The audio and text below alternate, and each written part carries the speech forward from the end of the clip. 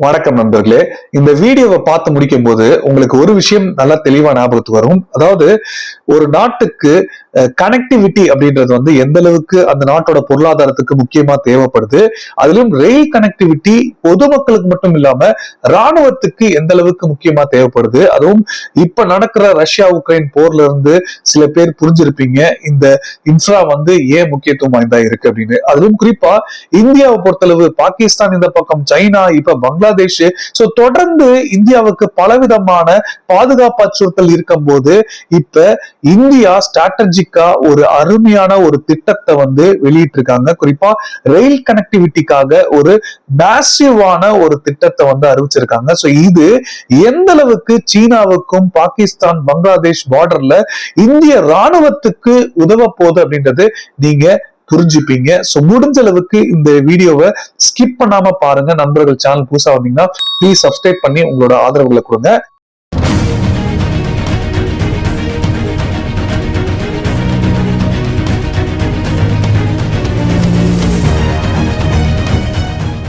So நம்ம முதல்ல பார்க்க போற விஷயமே இந்த இன்ஃப்ரா டெவலப்மெண்ட் வந்து முழுக்க முழுக்க நம்ம பார்க்க போறது இந்த சைனா, பங்களாதேஷ், அதே மாதிரி பாகிஸ்தான் பார்டர் ஒட்டி எப்படி இந்த டெவலப்மெண்ட்டை எடுத்துட்டு வந்திருக்காங்க, இதுக்கான அறிவிப்பு என்ன விட்டுருக்காங்க அப்படின்றதான் பார்க்க போறோம். சோ முதல்ல அறிவிப்பு அப்படின்னும் போது கிட்டத்தட்ட $4.7 பில்லியன் வந்து அறிவிப்பை வெளியிட்டு இருக்காங்க. இதை ப்ளூபங்க்ல வந்து ரிப்போர்ட் பண்ணிருக்காங்க. துல்லியமா எல்லா பிரேக்கப்ஸோட இந்தியா இந்த விஷயங்களை சைனாவுக்கு எதிராகவும் பாகிஸ்தானுக்கு எதிராகவும் இப்ப திட்டம் போட்டு செயல்படுத்திட்டு இருக்காங்க அப்படின்ற விஷயங்கள் தெரிவிச்சிருக்காங்க. கிட்டத்தட்ட நம்மளோட ரூபாய் மதிப்புல 45,000 கோடிக்கு இந்த இன்வெஸ்ட்மெண்ட் இருக்க போது அடுத்த 18 இருந்து 24 மாசத்துல அப்படின்ற விஷயங்களை தெரிவிச்சிருக்காங்க. சோ இது ஸ்ட்ராட்டஜிக்கான ஏற்கனவே பார்த்த மாதிரி டியூவல் பர்பஸ் இருக்க போகுது. அதாவது சிவிலியன் பொதுமக்கள் பயன்பாட்டுக்கும் அதே மாதிரி மிலிட்டரி லாஜிஸ்டிக்கும் இது பயன்பட போகுது அப்படின்ற விஷயங்கள் தெரிவிச்சிருக்காங்க.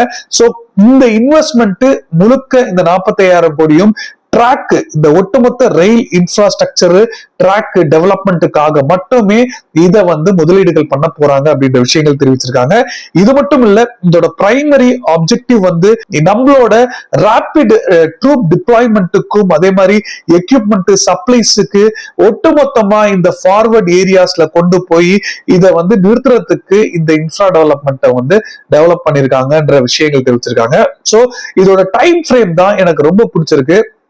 அடுத்த 18 இருந்து 24 மாசத்துக்குள்ள இத முடிக்கணும் அப்படின்ற உத்தரவுகள் தான் இப்ப ரொம்ப ரொம்ப முக்கியத்துவம் வாய்ந்தா இருக்கு. சோ எந்த அளவுக்கு வேகமா செயல்படுறோமோ அந்த அளவுக்கு நமக்கு இதோட அட்வான்டேஜ் கிடைக்கும் அப்படின்றத நம்ம சொல்லணும். சோ இதுல குறிப்பா இந்த சைனா ஆல்ரெடி அவங்களோட பார்டர் இன்ஃப்ராஸ்ட்ரக்சரை டெவலப் பண்ணிட்டு இருக்காங்க. நம்மளும் பிஆர்ஓ வச்சு டெவலப் பண்ணிட்டு இருக்கோம். ஆனா ரயில் இன்ஃப்ராஸ்ட்ரக்சர் அப்படின்றது பிரம்மோஸ் ஏவுகணையே கொண்டு போய் அங்க நிறுத்த முடியும் அப்படின்னா கூட இது ரொம்ப முக்கியத்துவம் வாய்ந்தா இருக்கும். ஏன்னா ஹில் வார்ஃபேரை பொறுத்தளவு எவ்வளவு வேகமோ அந்த அளவுக்கு நமக்கு அட்வான்டேஜா அமையும். சோ கீ போக்கஸ் ஏரியா நம்ம ஏற்கனவே சொன்ன மாதிரி சிக்கன் நெக் தான் கீ போக்கஸ் ஏரியா. அதாவது சிலிகுரி காரிடார் தான் நமக்கு முக்கியமான போக்கஸா இருக்க போது. அது மட்டும் இல்ல, லடாக், இமாச்சல் பிரதேஷ், அருணாச்சல் இதுவும் அதிகமான போக்கஸ்ல வச்சிருக்காங்க. சைனா பங்களாதேஷ் பாயிண்ட் ஆஃப் வியூல இந்த பக்கம் பஞ்சாபும் ராஜஸ்தானும் அதிகமான ஒரு போக்கஸ்ல வச்சிருக்காங்க பாகிஸ்தானோட வியூக்காக. சோ இது வந்து முக்கியமான ஒரு முதலீடா நமக்கு தெரியுது. சோ இது மட்டும் இல்ல, இதோட ஸ்ட்ராட்டஜிக் அப்ஜெக்டிவ்ஸ் வந்து நம்ம பார்த்தோம் அப்படின்னா அதிலும் குறிப்பா எமர்ஜென்சி எக்யூப்மெண்ட்டை வந்து எடுத்துட்டு போற அளவுக்கு டிராக்ஸ் இருக்கணும் அப்படின்றதுக்காக வேலை பார்த்துக்கிட்டு இருக்காங்க. சோ இந்த டூரிசம் டெவலப் பண்ணலாம், இல்ல அங்க இருக்கிற மக்களோட கனெக்டிவிட்டி அதிகரிச்சதுன்னா பொருளாதார ரீதியான வளர்ச்சியும் அவங்களுக்கு கிடைக்கும். சோ இந்த மாதிரியான விஷயங்கள் இப்ப அதிகமான ஒரு போக்கஸ், கீ போக்கஸ் ஏரியால வச்சிருக்காங்க. இது அடுத்தது பாத்தீங்கன்னா ஜியோ பொலிட்டிக்கல் கான்டெக்ஸ்ட். சோ இதுதான் ரொம்ப முக்கியமான ஒரு விஷயமா இருக்கு. இப்ப பங்களாதேஷ்ல ஏற்பட்டிருக்க இந்த ஆட்சி மாற்றம் ஒரு பெரிய சவாலை கொடுத்திருக்கு. சைனா தொடர்ந்து டெவலப் பண்ணிக்கிட்டு வர இந்த பார்டர் ஏரியால இருக்கிற டெவலப்மெண்ட் இன்ஃப்ராஸ்ட்ரக்சர், அவங்க டிப்ளாய் பண்ணி வச்சிருக்க இந்த 5th ஜெனரேஷன் ஏர்கிராஃப்ட், சோ இது எல்லாமே இந்தியாவுக்கு கொஞ்சம் சென்சிட்டிவான ஒரு விஷயமா தான் இருக்கு. சோ லாங் ரன்னுக்கு இப்போதைக்கு எல்லை பகுதிகள் நார்மலா இருந்தாலும் சென்சிட்டிவா இருக்கு அப்படின்றத நம்ம புரிஞ்சுக்க வேண்டியது இருக்கு. இததான் நம்மளோட இந்தியன் ஆர்மி சீஃபும் சமீபத்துல சொன்ன சொன்னாரு. சோ இப்படி இப்ப நடக்கிற பிரச்சனைகள், சோ இங்க ஈரான் போர், உக்ரைன் ரஷ்யா பிரச்சனைகள், சோ இதெல்லாம் இருக்கும்போது இங்கேயும் ஏதாவது ஒரு பிரச்சனைகள் வரலாம் அப்படின்றதுக்காக ஒரு பிரிவென்டிவான ஒரு ஆக்சிலரேட் பண்ணி ஃப்ரண்டியர்ஸ் வந்து கொண்டு போய் சேர்க்கறதுக்கான ஒரு பிரிவென்டிவ் மெத்தடா தான் நமக்கு தெரியுது. ஆல் வெதர் கனெக்டிவிட்டியை வந்து ஏற்பாடு பண்றாங்க. அதாவது ஒரு சில உயரமான பகுதிகளில் இப்ப பனிப்பொழிவு இந்த வின்டர் சீசன்ல போக முடியாது, டிராவல் பண்ண முடியாது, அந்த மாதிரி இருக்கவே கூடாது. எந்த வெதர் எவ்வளவு கடினமான வெதரா இருந்தாலும் அந்த இடத்துல அந்த நேரத்துல கொண்டு போய் சேர்க்கிற மாதிரியான விஷயங்கள் அமையணும்ன்றதுக்காக தான் இப்ப இந்த ஆல் வெதர் கனெக்டிவிட்டியை வந்து எடுத்துட்டு வராங்க.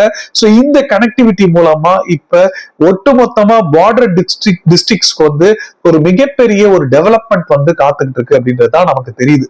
சோ இது இப்ப நம்ம ஓவராலா பார்த்தோம், ஸ்டேட் வைஸா என்னென்ன ஸ்டேட்டுக்கு எவ்வளவு அலோகேட் பண்ணிருக்காங்க, இது எந்த ரூட்டுக்காக டெவலப்மெண்ட் அப்படின்றத பார்க்க போறோம். மிஸ் பண்ணாம பாருங்க, நான் உங்களுக்காகவே இமேஜ வந்து கிரியேட் பண்ணி நான் டிஸ்பிளே பண்ண போறேன். இதுலயும் குறிப்பா பாத்தீங்கன்னா ஃபர்ஸ்ட் ஸ்டேட்ல வந்து பார்க்க போறது வெஸ்ட் பெங்கால். சோ இந்த வெஸ்ட் பெங்காலுக்காக கிட்டத்தட்ட 14,205 கோடி ஒதுக்கீடு பண்ணிருக்காங்க. சோ இது மெயின் போக்கஸ் சைனாவும் பங்களாதேஷ் பார்டரை ஒட்டி தான் இந்த போக்கஸ் இருந்திருக்கு.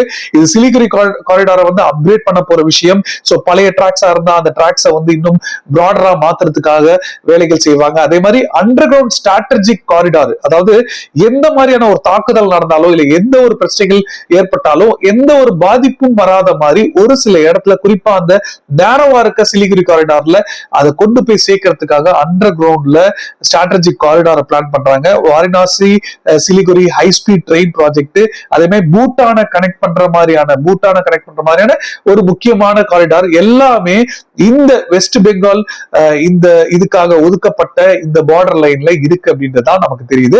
சோ இரண்டாவது பாத்தீங்கன்னா இதுவும் ரொம்ப ரொம்ப முக்கியமான ஒரு விஷயம். ஏன்னா அசாம் நார்த் ஈஸ்ட், சோ இந்த அசாம் நார்த் ஈஸ்டுக்காக 11,486 கோடி வந்து ஒதுக்கீடு பண்ணிருக்காங்க. இதுவும் ஏன் முக்கியம் அப்படி பாத்தீங்கன்னா, சைனா பங்களாதேஷ் மட்டும் இல்லாம மியான்மர் பார்டரை கூட இது கவர் பண்ணுது. அதுலயும் குறிப்பா பாத்தீங்கன்னா அசாம் டு பூட்டான் கனெக்டிவிட்டி, அதே மாதிரி தவாங் செக்டார்ல கனெக்டிவிட்டி, அருணாச்சல் பிரதேஷ்ல இருக்கிற தவாங் செக்டார் கனெக்டிவிட்டி, அதே மாதிரி இந்த பக்கம் பாத்தீங்கன்னா ஒட்டுமொத்த மணிப்பூர் இம்பால்ல வந்து எந்த ஒரு பாதிப்பும் இல்லாத மாதிரியான ஒரு கனெக்டிவிட்டி. சோ இது எல்லாமே அசாம் நார்த் ஈஸ்ட போக்கஸ் பண்ணிருக்காங்க அப்படின்றதுல நம்ம எல்லாரும் கவனிக்க வேண்டியதா இருக்கு. சோ நார்த் ஈஸ்ட்ல குறிப்பா இந்த ஏன் மியான்மர் பார்டர் அதிகமா வந்து போக்கஸ் பண்றாங்க அப்படி பாத்தீங்கன்னா, சைனா வந்து இந்தியாவுக்கு எதிராக செயல்படுற ஒரு சில கிளர்ச்சியாளர்கள், குறிப்பா இந்த பிரிவினைவாதிகளுக்கு ஊக்கமளிக்கிற மாதிரி ஒரு சில வேலைகள் உதவிகள் பண்றாங்க அப்படின்ற செய்திகள் பார்த்தோம்.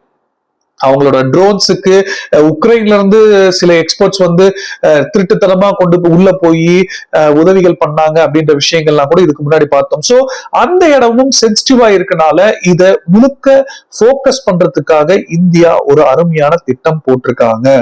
சோ இதுதான் இப்ப இந்த கனெக்டிவிட்டிக்காக, அசாம் நார்த் ஈஸ்ட் கனெக்டிவிட்டிக்காக வேலைகள் நடக்குது அப்படின்றது நமக்கு தெரியுது.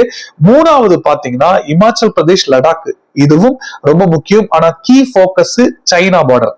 சோ இது வந்து முழுக்க இதுக்கு முன்னாடி இருக்க இந்த குழு மணாலில இருந்து, அதாவது மணாலில இருந்து லேக் கனெக்டிவிட்டி, பிராடர் கனெக்டிவிட்டியை வந்து இன்னும் அதிகப்படுத்துறது, இன்னும் ஸ்ட்ரென்த் பண்றதுக்காக வேலைக்காக இந்த ஒரு ப்ராஜெக்டை வந்து அனௌன்ஸ் பண்ணிருக்காங்க. சோ ஒட்டுமொத்த நெட்வொர்க்கை வந்து ஸ்ட்ரென்தனிங் பண்றதுக்கு வேலைகளை வந்து தொடங்குறாங்க. சோ இதுவும் மூணாவது நமக்கு ரொம்ப முக்கியமான ஒரு காரிடாரா நமக்கு தெரியுது. சோ நாலாவது பாத்தீங்க அப்படின்னா ராஜஸ்தான், நம்ம பங்காளி பக்கம் வரும், பாகிஸ்தான் பார்டர்.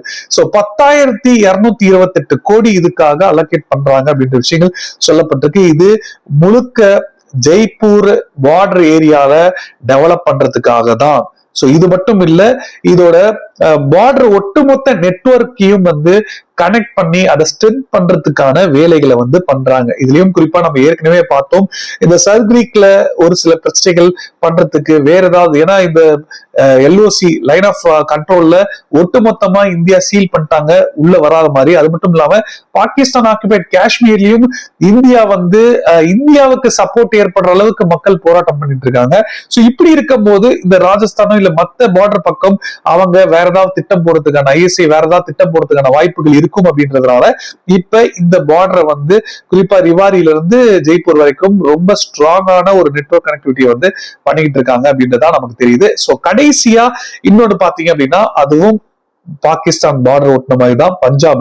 சோ அந்த பக்கமும் ட்ரோன்ஸோட நடமாட்டங்கள், ஸ்மகிள் பண்ற விஷயங்கள், அழகா அங்கிருந்து எடுத்துட்டு வந்து சேர்க்கிறது, இது எல்லாமே அதிகமா பண்ண ஆரம்பிச்சிட்டாங்க. சோ பஞ்சாப் இந்த ஏரியால பாத்தீங்கன்னா அதிகமான போக்கஸ் வந்து high density network to rapid support அப்படின்னு சொல்லியிருக்காங்க. சோ ஒட்டுமொத்தமா அங்க இருக்கிற படை வீரர்களுக்கு உடனடியா டிப்ளாய் பண்ற மாதிரி, உடனடியா அங்க போய் ஏதாவது பிரச்சனைகள்னா போய் நிக்கிற மாதிரியான விஷயங்களுக்காக இந்த போக்கஸ் வந்து வச்சிருக்காங்க சொல்லப்படுது.